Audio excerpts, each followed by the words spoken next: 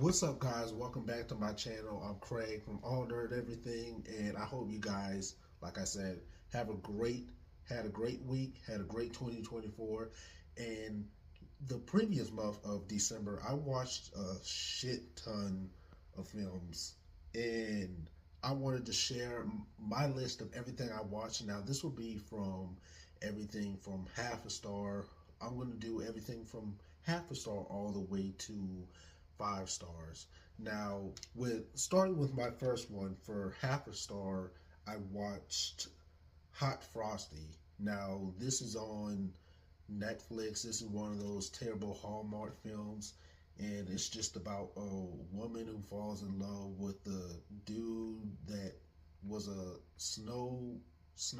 She puts like a robe or some shit, a scarf on the snowman, and he turns into this.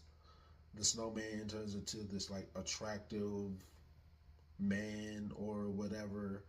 It's like really corny and cheesy. It has Craig Robinson in it, and I'm so disappointed. Craig Robinson, why did you agree to do this? Why? And the actress from the Mean Girls film, and she's done a few Hallmark films. I can't remember her name. I'm blanking on it at the minute. But yeah, this was just really bad and corny. So yeah, Hot Frosty is the first and the only half star film. The next one for my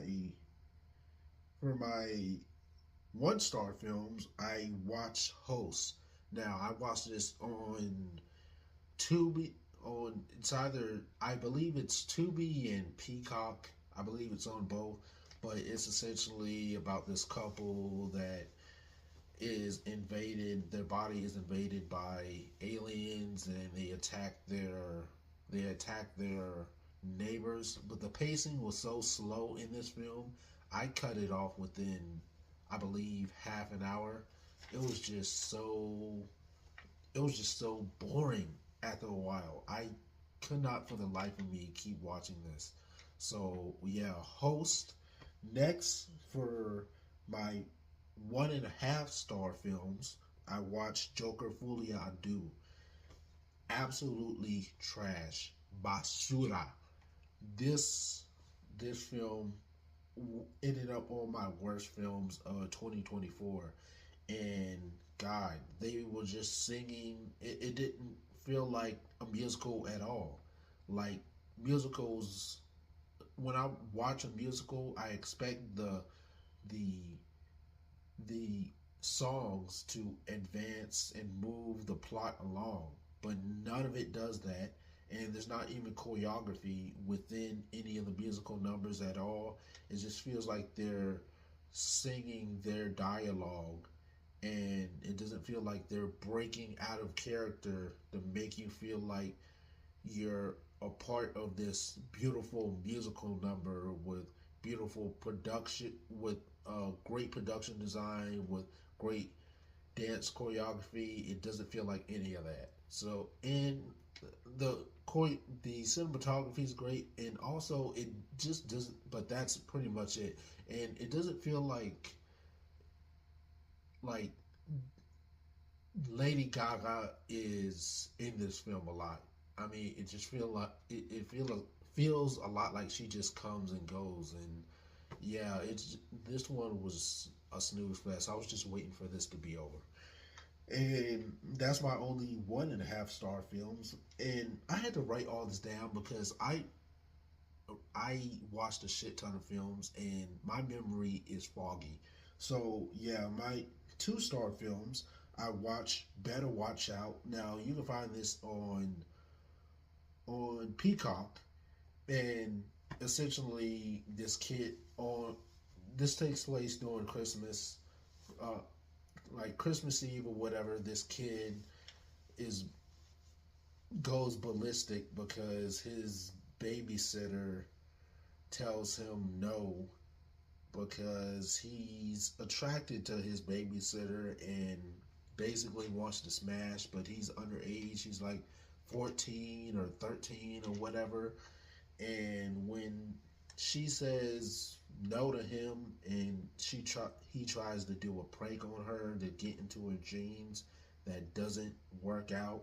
He goes ballistic, holds her hostage, and yeah, threatens her. The dude is psychotic. It's a incel white boy movie, and I was not satisfied with the ending. This film came out in like 2016 or 2018 or whatever, and I was very disappointed. That little kid is a psychopath and a piece of shit, and the film left me empty towards the end. So yeah, and I also, another of my 2-star films, I watched Night Swim. I think I already discussed this on my worst films of 2024, but this film was just, oh God, Blumhouse, you gotta do better. Now, the stuff with the family drama was way more interesting than what was going on in the pool. There is nothing else I have more to say, but Blumhouse, do better, please. And for my 2.5-star films, I have 3 this time. I have Dead End. I found this on Tubi.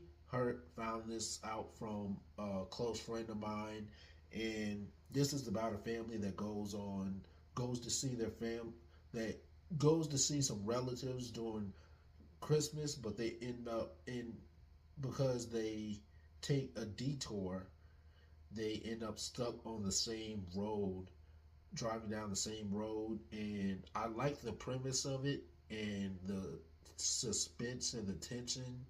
The suspense and tension is really, really great. But like a lot of the scenes where they're driving through the woods, it just looks like a bad cutscene from a PlayStation game. And the I wish it was more violent, and it felt like they were giving us like way too, like, towards the end of the film they pretty much revealed who was up to everything. And sometimes I think it's best to leave it a mystery, or sometimes it's best to lead best to have the audience guessing on certain things. And the ending, yeah, I didn't really need any of that. But yeah, Dead End. I also watched Sweethearts, which is on HBO Max. This is essentially about 2 college friends that go back to their hometown during like Thanksgiving or Christmas or whatever, to break up with their significant others. Now, this is essentially like Harry Met Sally minus the sexual tension. And yeah, this was just okay. Nothing special for me. I mean, I don't really have a ton to say about this one. I thought it was just decent, but I mean, it could be a good watch for you guys. Maybe I'll rewatch this for Valentine's Day, but yeah, I was really vibing with this one. And my last one for 2.5 stars, I watched The Voyeurs. The Voyeurs. This is on. I watched this on Amazon Prime, I think, and it's Justin Smith and Sydney Sweeney, and it's a couple. It's a film about a couple that is spying on a married couple across the street, and they get into some very and decide to spy on them by putting a reflective like mirror, or putting some device in their home that allows them to hear their conversations from their apartment.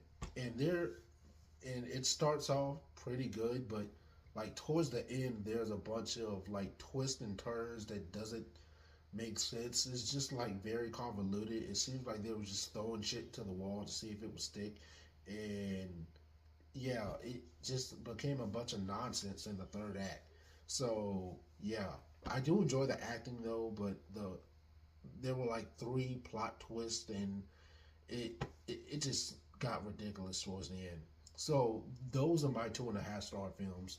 Now for my 3-star films, I have Some Servants. Now this is your typical film about a bad robot gone wrong. Megan Fox, fine as shit, but I actually enjoyed this more than Megan. Sorry, some people might be upset at that, but I thought it was a lot more violent, which is what I was anticipating and what I was expecting from Megan, which I didn't get, which is why I was disappointed. And this involves a robot that takes care of a husband and his family when his wife ends up in the hospital due to cancer, and they grow close together. And when the wife gets out, she's feeling like she's misplaced by the robot. And um yeah, it's a whole bunch of shit. You know how this goes. Yeah, you already know. Next, I watched The Family Stone. Now, this is starring Sarah Jessica Parker and also a bunch of other household names that you guys should. I can't remember everyone that's in this film, but Owen Wilson's brother is in this film and absolutely hilarious. This film is actually pretty funny. I love the family dynamic, but uh, this couple, this girlfriend is taken to her boyfriend's, taken to meet her boyfriend's family during Christmas, and none of them like her at all, and she's trying so hard to prove that she's the worthy of their son's love. But and even the son is trying to marry her, and but the problem is that the parents don't like her. And if your mom, especially if your mom is telling you that the person that you're dating isn't good for you, maybe you should listen to them, because mothers know everything and they just want to do right by you. So yes, this was pretty good film. I really liked it. Check it out. It's on Amazon Prime, unless they took it off. I can't remember. Next, I watched Jingle All the Way, which is Arnold Schwarzenegger. And Arnold Schwarzenegger, he plays a, a I'm not sure what his job is, a lawyer, but he practically plays a dad that's busy all the time, barely has time for his wife and his son, and his creepy neighbor is trying to hit on his wife all the time when he's not around. I'd break his jaw if I was Arnold's character. And to make it up to his son, he wants to give him a Turbo Man for Christmas, which is one of the biggest, hottest selling toys. But he waits till the last minute to try to get it, and it's pretty much all sold out. So he's trying everything he can to try a to get a Turbo Man, and even it's just really wacky and fun. And even there's a scene where he fights a bunch of imposter Santa Clauses, and one of them happens to be the Big Show, WWE, former WWE wrestler, but at the time he was the Giant from WCW, and I was not aware that he was in this film. So this was a lot of fun. And watch Let It Snow on Netflix. And this one, I don't have a lot to say about this one. This one was decent. It was okay, but yeah, I don't really have too much to say about this. I mean, check it out for yourself. But it's your typical Christmas story where it's a small town and there's like four plots going on at once. And towards the end of the film, they all gather together for a party to celebrate Christmas together. So yeah, it's essentially that. And I also watched the original Black Christmas from 1974. I watched the remake before watching this one. I'll get into that later on. But Black Christmas is about a sorority. This takes place in the UK, by the way. Sorority house who is stopped by a serial killer. And this was not gruesome enough for me. I wasn't a fan of the pacing in the film. The acting is good. I enjoyed it, but I think I'll stick with the remake, which, like I said, I'll get into that later on. And finally, for 3 stars, I watched Baby Girl. And I don't see how this was sexy to a lot of people because I thought it was just one of the strangest things. It was kind of boring for me. A lot of women might say, yeah, a lot of women love this film because they found it relatable, but a lot of times relatable does not mean good at all. The acting is great, and that's pretty much it because this movie dragged like a lot, a lot. So, yeah, I don't think I can revisit this. Even like a lot of people call this the Gen Z's Eyes Wide Shut, but I prefer Eyes Wide Shut over this. But that's it for my 3 stars. For my 3.5 stars, which I have a lot, I'm gonna breeze through this as quick as possible. Challengers, love the acting, the I love the performances, the cinematography, the score. The the things I don't like is I don't like the constant time jumpings. I was more interested in the present day scenes than the past, and it was very annoying. I understand that the characters are not meant to be like, but I don't like how people are trying to justify certain characters' actions. Like they're very shitty people. You're not supposed to like them or not supposed to root for them. And this is one of Zendaya's best performances, but I really don't like the idea of not liking Zendaya because she's so likable.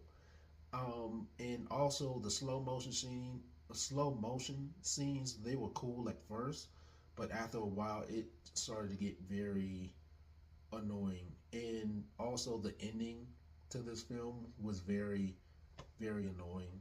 Like, I felt empty. Like, I was like, wait a minute, that's it? There were a few questions I had left, and yeah, the ending kind of ruined it for me. So yeah, challenges. I really don't think it lived up to the hype that everyone's saying that it was, or saying how great it was. I thought it was okay. I think Zendaya's best film, in my opinion, is Dune Part Two. But next, I have Black Friday. Now, I watched this on what was it? Amazon Prime, I believe, or Peacock, one of the two. I can't remember, but a gang of a gang of employees gathered together on Black Friday to stop a, some disgruntled customers by that are infected by zombies, I believe.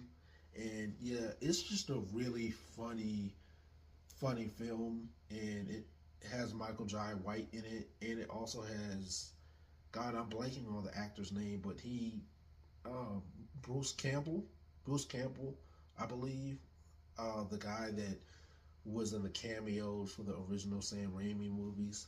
Yeah, he's really great, and as one of the managers of the stores that only cares about selling to the customers, even though that even though the customers are, you know, infected and trying to kill them, all he cares about is making sure that they sell as many products on Black Friday as possible. And he is really great at playing an asshole, and it's just really funny. But check it out, guys. I watched Christmas with the Cranks. Very underrated Christmas film. This isn't talked about enough. It's starring Tim Allen and and blanking on her name. Oh God. From Halloween, but y'all know who I'm talking about.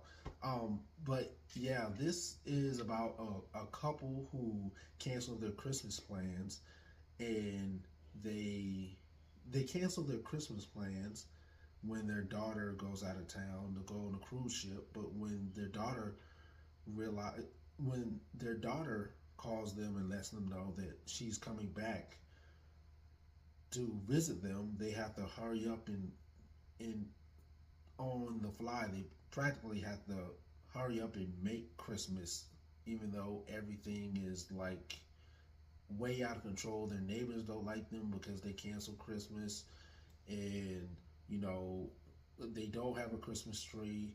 They don't have any food to. They don't have any food because a lot of the stores are pretty much sold out of like Christmas hams and turkeys and shit like that. So yeah, pretty good, very underrated. So yeah, check it out, guys. Christmas with Cranks, the piano lesson, adapted stage play of August Wilson, produced by Denzel Washington, directed by Malcolm Washington, starring Samuel Jackson, um, Ray Fisher, John David Washington, Corey Hawkins, and blanking uh, uh, the actress from Daniel Detweiler. Yes, the ensemble cast is great. Really love how really love the production design. I prefer Samuel Jackson as a dramatic actor. I prefer a lot of his dramatic performances, like Coach Carter. This, you know, a lot of those films. I feel like we really get to see Samuel Jackson act his ass off, but he's really entertaining in pretty much everything that he does. And Daniel Dadweiler, she really, with a cast this stacked with a lot of great male talent, she really landed this performance. I mean, she really showcased that she can stand on her own against a giant like Samuel Jackson and even John David Washington. This was really well done, and I enjoyed it. But I felt like the third act kind of dragged a little bit. But I would definitely watch it again. And I also watched Honora for the first time. Same problem. The third act dragged a little bit. I felt like the scene in the house where they were yelling at Honora, telling Honora that she was going to get a divorce. I felt like that scene went on for way too long. I felt like they could have cut up maybe like a few minutes on, maybe like 20 minutes, and I would enjoy this film a lot more. And also, I love Mikey Madison's Brooklyn accent. It really, I think it's hilarious. And I think it's going to, when I watch this film again, maybe I'm going to have to sit on this film for a while. But the performances are great. Mikey Madison definitely deserves her props. But I don't think that a lot of people, I don't think that the hype was as great as a lot of people kept saying it was. But I did prefer this over Challengers. Not that Challengers was bad, but yeah, Honora was just, it was decent to me. And I also watched Carry on Netflix. This is essentially like Collateral, but it takes place in the airport. I don't really have a ton to say about this film. It was better than I thought it was going to be, but yeah, Carry On. Also watched P2, another incel white boy film about a woman, a businesswoman being trapped in a garage, in a parking lot garage, and is hunted down by a security guard that works in her building, and she pretty much has to fight for her life over the course of Christmas Eve. Um, yeah, these crazy incel white boys. I mean, they are something else, aren't they? They are insane. Just because she told you no, well, I'm gonna hold her hostage and force her to have dinner with me. Whew, come on, dude. I also watched That Christmas. Now, this is a UK animated film. Christmas feels so much more festive in the UK for some reason. I really love the animation, and it's just like the other film I was talking about with it's just like Let It Snow, where it's different. It takes place in a small town, different characters. We see different characters and their stories over the course of a day and towards the end. they celebrate Christmas together. And yeah, really fun film. It's nice to see a film, a Christmas film that doesn't take place in America. So yeah, I enjoyed this. I also watched Black Christmas, the 2006 remake.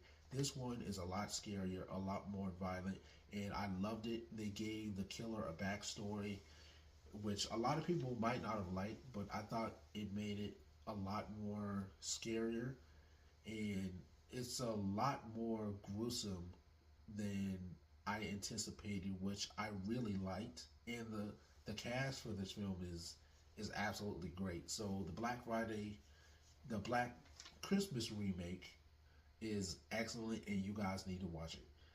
Okay, next up I have Krampus, and Krampus is a story about a evil Santa who hunts down fam who hunts down pretty much anyone that stops believing in the spirit of Christmas. Really fun, really fun movie. It's PG-13, so there isn't a lot of violence. They try to keep it as clean as possible, but it is still a pretty fun, horror Christmas movie that you could watch with your family and you know, not feel awkward about watching around them. So yeah, this is pretty great. Evil Santa Claus, evil gingerbread man, candy canes trying to stab you. Pretty a lot of unusual stuff, but it's still pretty fun. Also watch Silent Night. Now, this is on Netflix. Don't have a lot to say about this one particularly, but it's essentially this family. This takes place in the UK as well. This family that is spending their last day together because there's this poison gas that's going to affect come into effect, and everyone has to take this pill to survive. But they are skeptical on if the pill is going to work and if they even want to take it because they want to spend their last days together as a family. But a lot of them aren't on the same page.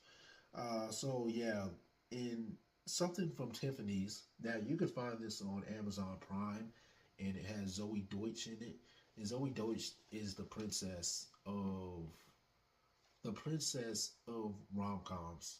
Takes place over Christmas as well, and this is about a couple who get their Christmas gifts swapped.